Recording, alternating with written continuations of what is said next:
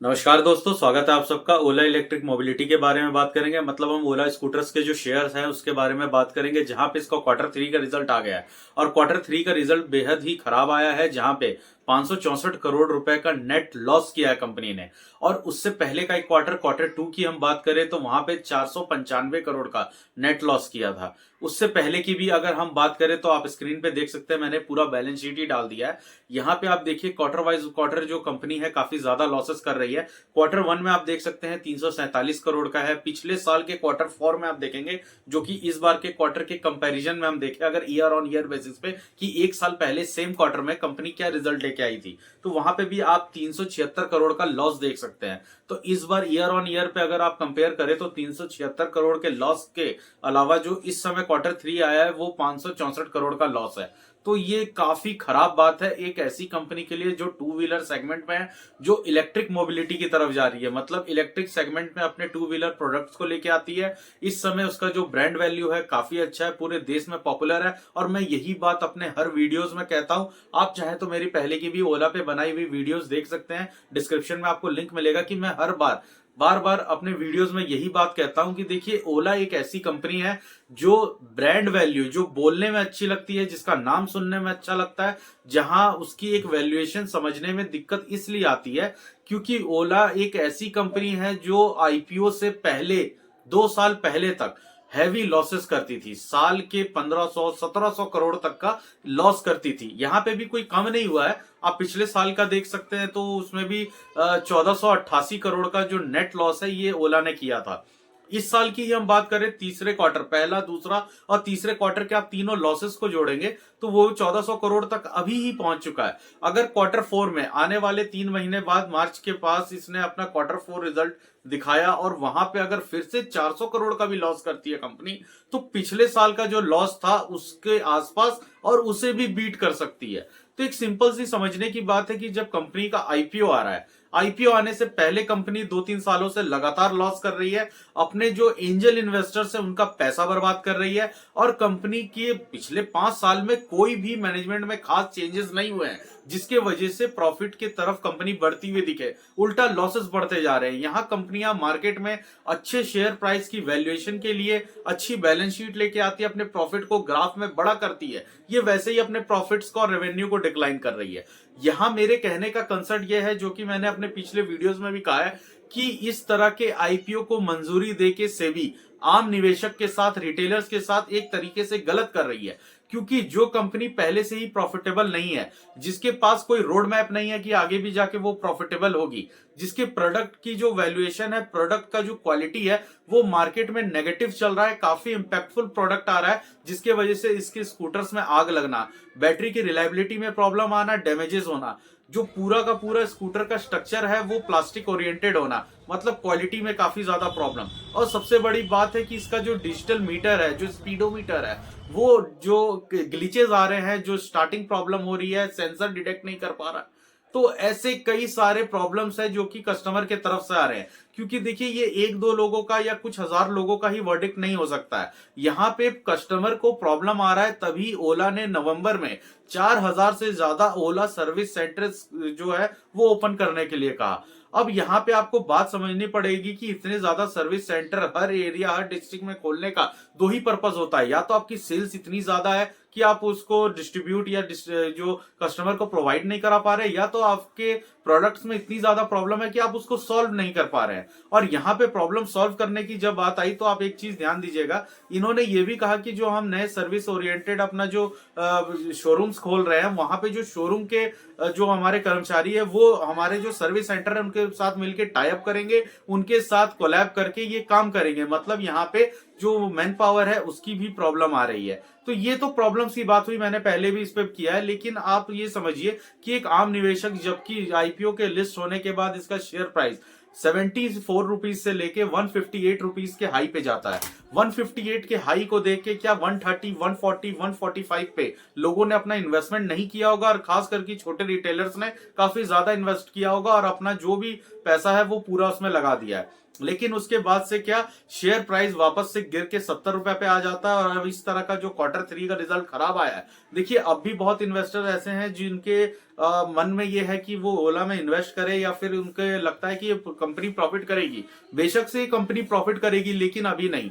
जो फिलहाल on paper on चीजें आपको जो सामने दिख रही हैं, इसमें ऐसा कहीं नहीं लगता कि कंपनीज आने वाले साल भर में कुछ ऐसा बहुत ही बेहतरीन कर देगी जिसके वजह से आप बहुत प्रॉफिट में जाएंगे। हाँ, ये बात अलग है कि शेयर मार्केट को 70 रुपए 60 रुपए जैसा जो अमाउंट का अट्रैक्टिव शेयर होता है, वो इस तरीके से लगता है कि उसमें आप बीटीएसटी कर सकते हैं, ट्रेडिंग कर सकते हैं। शेयर प्राइस 65 या 60 के पास जाता है तो वहां कुछ लोग ट्रेडिंग के पर्पज से इन्वेस्ट करेंगे और शेयर प्राइस के ऊपर आते ही उसे सेल कर देंगे, वो एक अलग चीज है। मैं यहाँ पे प्योर इन्वेस्टिंग की बात करता हूं, जहां इन्वेस्टमेंट के नजरिए से अगर आप इस शेयर को पिक करना चाहते हैं तो वो आपके लिए थोड़ा प्रॉब्लम हो सकता है। क्योंकि यहाँ पे देखिए, ओला का जो कंपटीशन है वो किनके साथ है? बजाज ऑटो है, हीरो मोटोकॉर्प है, टीवीएस है। और अगर हम लोकल ग्राउंड पे ऑन ग्राउंड बात करें तो वहां पे जेपी है, और जो रिवॉल्ट है, रिवॉल्ट ने सबसे ज्यादा एक रेवोल्यूशन लाया है। अब आप बात समझिए कि ओला इलेक्ट्रिक मोबिलिटी जो कंपनी है, इनका पूरा का पूरा जो स्ट्रक्चर था ये था कि हम टू व्हीलर सेगमेंट में काम करेंगे। लेकिन अब बातें ये निकल के आ रही हैं कि अब ये बैटरी मैन्युफैक्चरिंग में अपना ध्यान दे रहे हैं।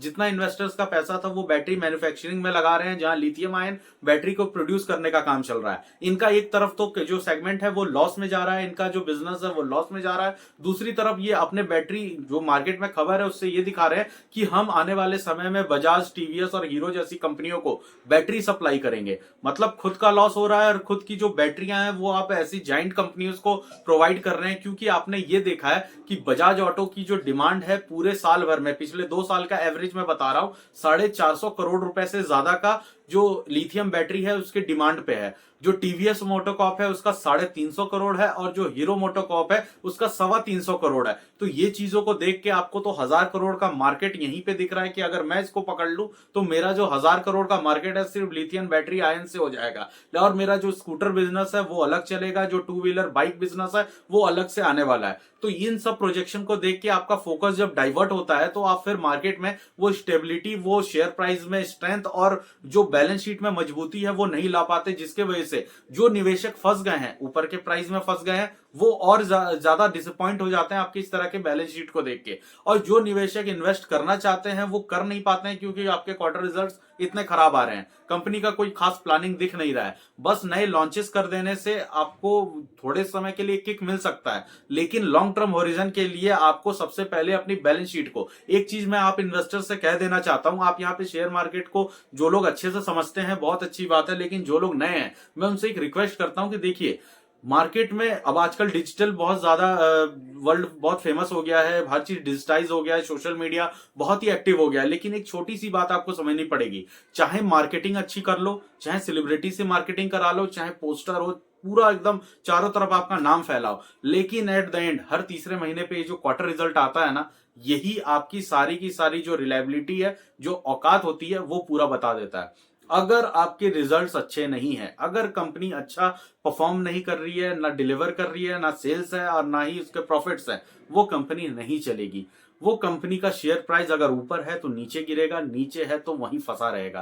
कंपनी जब तक प्रॉफिट्स नहीं दिखाती है तब तक शेयर प्राइस में जो एक तरह का रिबेट मिलना चाहिए, एक तरह का रिटर्न मिलना चाहिए, वो नहीं मिलता है। यहां सिंपल सी भाषा में समझने की जरूरत है कि अगर पिछले क्वार्टर में कंपनी का जो टोटल सेल्स पर यूनिट रहा है वो 84,700 रहा है, और इस बार घट के 80,000 हुआ है। 4,000 यूनिट कम नहीं होते हैं, 4,000 यूनिट। और देखिए यहाँ एक और चीज मैं कहूंगा कि ये अपने प्रोडक्ट पे मार्जिन कमा ही नहीं रहे हैं, ये अपने प्रोडक्ट को कॉस्ट टू कॉस्ट रेट में निकाल रहे हैं। तो ऐसी कंपनी जो शेयर मार्केट में लिस्ट है और अपने प्रोडक्ट को कॉस्ट टू कॉस्ट रेट में निकाल रही है, उस पर मार्जिन नहीं कमा रही, प्रॉफिट नहीं कमा रही, और आपके जो एक्सपेंसेस है, 1,043 करोड़ का जो इस बार नेट सेल इनका आया है, कंपनी सेल कर रही है, बेच रही है 1,040 करोड़ का, और जो टोटल एक्सपेंसेस है कंपनी का वो आप देख सकते हैं 1,500 करोड़ है। 400 करोड़ का तो यही नेगेटिव मार्जिन हो गया, प्रॉफिट की तो बात ही दूर है। उसके बाद जो अदर इनकम होता है वहां पे आप लॉसेस कर रहे हैं। और रह गई बात जो net profit before tax after tax के अमाउंट, तो उससे कोई फर्क नहीं पड़ता। जब कंपनी लॉस कर रही है तो टैक्स तो जीरो हो गई,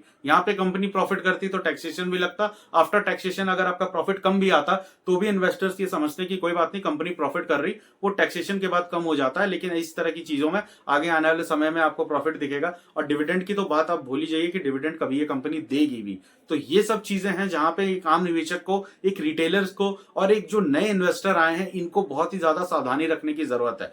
सिर्फ एक शेयर प्राइस की चीप वैल्यू देख करके उसमें इन्वेस्ट करना काफी ज्यादा दिक्कत हो सकता है। और यहाँ सबसे बड़ी बात मैं ये कहूंगा कि कंपनी के आप टेक्निकल चीजों में देखें तो बुक वैल्यू 14 रुपए का दिख रहा है। वो भी 14 रुपए क्यों दिया है, चलिए कंपनी का एसेट्स है, जो फैक्ट्रियां हैं, जो शोरूम्स हैं, उसके वजह से होगा। दूसरा, कंपनी का पीई वैल्यूएशन कहीं पे भी किसी भी साइट पे आपको नहीं दिखेगा, क्योंकि कंपनी का P E valuation, price to earning valuation है ही नहीं। प्राइस टू अर्निंग कैसे होगा जब जो कंपनी का ईपीएस है, अर्निंग पर शेयर है, वो माइनस में जा रहा है, मतलब पिछले 3 सालों में लगातार घटता हुआ है, मतलब पर शेयर कंपनी घाटा ही जा रही है। तो ये सब चीजें समझने की होती है, आप इसको ट्रैक कर सकते हैं। 30,000 करोड़ का मार्केट कैप है, 30,000 का आप मार्केट कैप को ये भी कह सकते हैं कि हीरो मोटोकॉर्प 85,000 करोड़ के आसपास चल रहा है। वो हीरो मोटोकॉर्प जो 30 साल से इंडिया में काम कर रहा है, जिसके वाइड प्रोडक्ट ऑफ रेंज है, जिसकी बाइकें चल रही हैं, हर घर में एक हीरो की बाइक जरूर मिलेगी।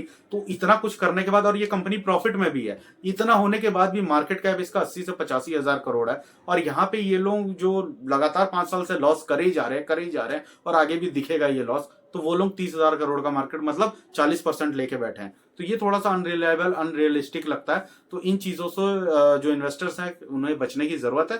तो ये रहा मेरा जो टेक्निकल डिटेल है और मेरा ओपिनियन। तो बाकी दोस्तों, अगर आपको ये इन्फॉर्मेशन अच्छी लगी, आपको ये बातें सही लगी, तो आप इस वीडियो को लाइक करें, चैनल को सब्सक्राइब करें दोस्तों। हम और भी इन्फॉर्मेटिव वीडियोस आपके लिए लेके आते रहेंगे। नमस्कार दोस्तों।